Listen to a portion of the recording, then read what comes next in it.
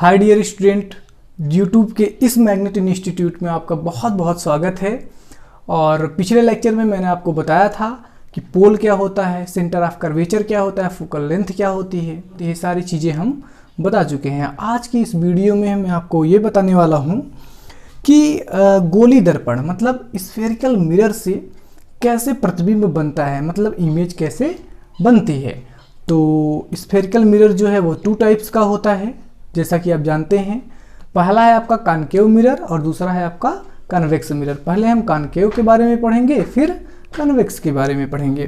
तो सबसे पहले है अवतल दर्पण द्वारा प्रतिबिंब का बनना, मतलब image formation by concave mirror. तो इससे पहले हम थोड़ा सा ऐसे ही आपको बस फॉर एग्जाम्पल में उदाहरण देके कुछ समझा रहे हैं। अगर वो आपको अच्छे से समझ में आ गया तो आपको ये आसानी से आ जाएगा। तो आप ट्रेन में बैठे होंगे, मेरे ख्याल से मैं भी बैठा हूँ। इनफैक्ट मुझे बहुत अच्छा लगता है बैठना। तो ट्रेन में मान लीजिए एक ट्रेन है और वो कहाँ से चल रही है, दिल्ली से चल रही है वाराणसी के लिए। ठीक, देखिए ध्यान से देखिएगा। यहाँ पे है आपका रेलवे स्टेशन दिल्ली, यहाँ पे आपका रेलवे स्टेशन वाराणसी। ठीक, इसके बीच में कुछ स्टॉप है जैसे गाज़ियाबाद, कानपुर, इलाहाबाद। ठीक, दिल्ली अगर ट्रेन दिल्ली से चलती है तो कहाँ रुकेगी, गाज़ियाबाद, यहाँ से कानपुर, कानपुर से इलाहाबाद और इलाहाबाद से वाराणसी। तो 2 ट्रेन है। एक जो ट्रेन है वो मान लीजिए अभी कहाँ खड़ी है, नई दिल्ली में, मतलब दिल्ली में। दूसरी जो ट्रेन है वो कहाँ खड़ी है, नाम तो सेम ही है ट्रेन का। तो दूसरी जो ट्रेन है वो कहाँ खड़ी है, वाराणसी में। ये आपका है पहला ट्रेन जो दिल्ली से चल रहा है। फिर से देखिए, ध्यान से देखिए, क्योंकि अगर आपको ये समझ में आ गया तो आपको अगला आ जाएगा। तो ये क्या है, पहली ट्रेन है। ये क्या है, दूसरी ट्रेन है।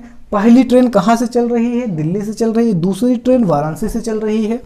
तो दिल्ली से जब ये ट्रेन चल रही है गाज़ियाबाद पहुंचेगी, तो दूसरी ट्रेन कहाँ पे पहुंचेगी, इलाहाबाद। अगर ये ट्रेन मैं कहूँ कि पहली ट्रेन जो है वो कानपुर पहुंच गई, तो आपका आंसर क्या होगा कि दूसरी कहाँ पहुंचेगी, कानपुर ही पहुंचेगी। अब मैं कहूँ कि पहली ट्रेन कहाँ पहुंच गई, वाराणसी पहुंच गई। अब बताइए, ठीक, तो दूसरी वाली ट्रेन कहाँ पहुंच जाएगी, दिल्ली पहुंच जाएगी। अब मैं कहूँ कि पहली जो ट्रेन है वो कानपुर और वाराणसी के बीच में है कहीं, तो ये कहाँ पहुंचेगी, ये भी कहाँ पहुंचेगी, कानपुर और दिल्ली के बीच में रहेगी। अगर मैं कहूँ कि पहली ट्रेन वाराणसी पहुंच गई तो दूसरी कहाँ पहुंच जाएगी, दिल्ली पहुंच जाएगी। ठीक, उम्मीद करता हूँ कि आपको ये समझ में आया होगा। और मैं अब ठीक अपने लेक्चर पे आता हूँ। अच्छा, उससे पहले आपको स्थिति बतानी पड़ेगी, मतलब जहाँ पे आप ऑब्जेक्ट रखेंगे उसकी जो प्रतिबिंब बनेगी उसकी स्थिति बतानी पड़ेगी। मतलब जो इमेज है वो कहाँ बनेगा, बड़ा या छोटा, इसको हम देख के कर सकते हैं। वास्तविक या आभासी, दर्पण के सामने अगर बन रहा है तो वास्तविक, दर्पण के पीछे बन रहा है तो आभासी, उल्टा या सीधा, इसको भी हम देख के कर सकते हैं। तो पहला आपका है कि जब वस्तु कहाँ पर हो, अनंत पर। ध्यान से देखिएगा इसको। यहाँ पे क्या है, ध्रुव है, मतलब दर्पण के मध्य बिंदु को ध्रुव कहते हैं, मतलब पोल कहते हैं। ठीक, इसका जो मिड पॉइंट होता है उसे पोल कहते हैं। ये आपका क्या है, मुख्य फोकस है। ये आपका क्या है, वक्रता केंद्र है।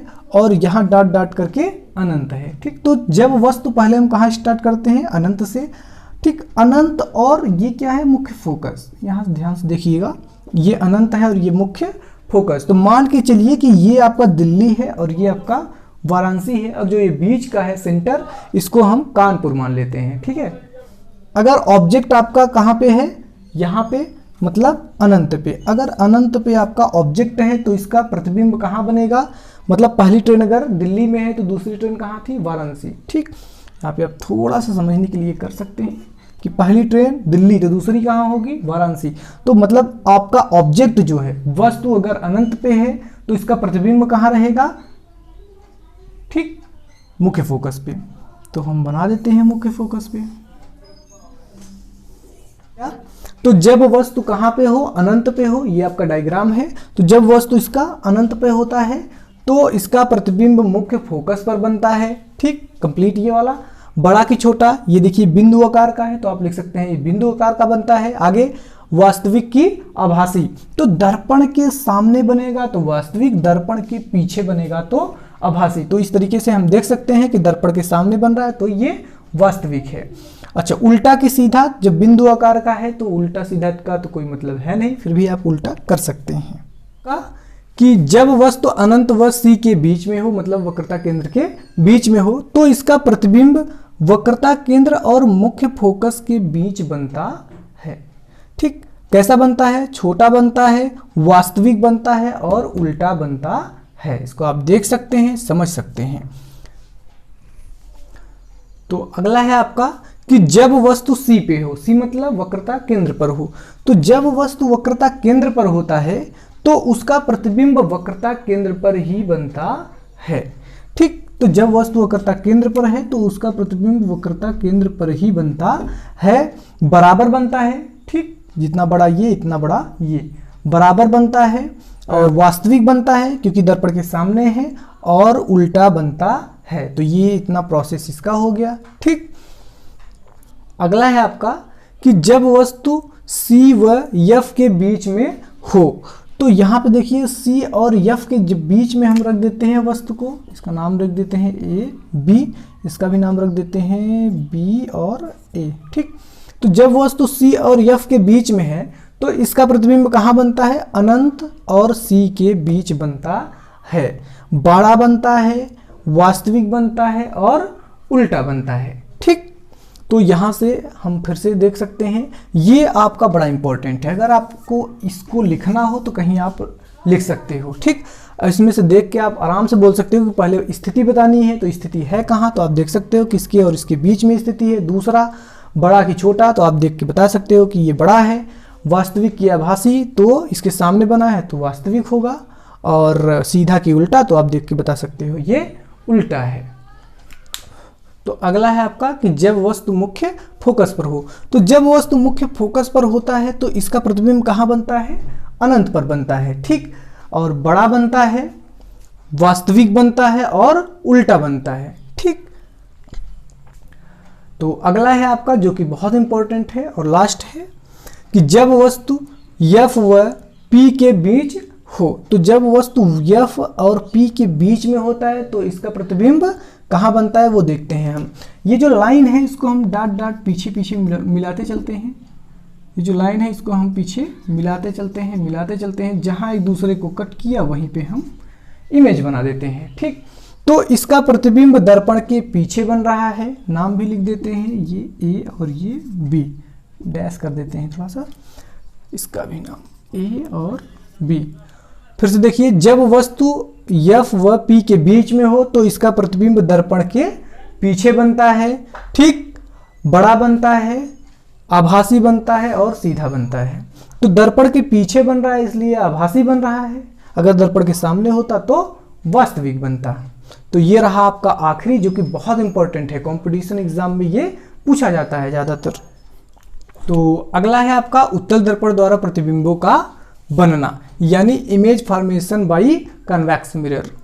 तो इसमें पहला टॉपिक है जब वस्तु अनंत पर हो, तो जब वस्तु अनंत पर होता है तो उसका प्रतिबिंब दर्पण के पीछे बनता है। आप देख सकते हैं, यू कैन सी हियर। तो आप देख सकते हैं कि जो ये इमेज है वो कहाँ बनी है? दर्पण के पीछे बनी है। ठीक, कैसा बना है? बहुत छोटा बना है, बिंदु आकार का, और ये आभासी बना है क्योंकि दर्पण के पीछे बना है, और क्या है इसमें? ये सीधा बना है। तो हम कह सकते हैं कि जब उत्तल दर्पण में जब वस्तु अनंत पर होता है तो इसका प्रतिबिंब कहाँ बनता है? दर्पण के पीछे बनता है। ठीक, और छोटा बनता है, आभासी बनता है और सीधा बनता है। तो उत्तल दर्पण का ये आखिरी टॉपिक है कि जब वस्तु अनंत व ध्रुव के बीच में हो, जब वस्तु कहाँ पे हो? अनंत व ध्रुव के बीच में हो, तो इसका प्रतिबिंब ध्रुव और मुख्य फोकस के बीच बनता है। ध्रुव और मुख्य फोकस के बीच बनता है। कैसा बनता है? बहुत छोटा बनता है। ठीक, वास्तविक नहीं बनता क्योंकि दर्पण के सामने तो है नहीं, तो वास्तविक तो नहीं बनेगा। तो क्या है ये? आभासी बनता है और सीधा बनता है। तो हम कह सकते हैं कि जब वस्तु अनंत व P के बीच में हो तो इसका प्रतिबिंब ध्रुव और मुख्य फोकस के बीच बनता है, ठीक, और छोटा बनता है, आभासी बनता है, सीधा बनता है, ठीक।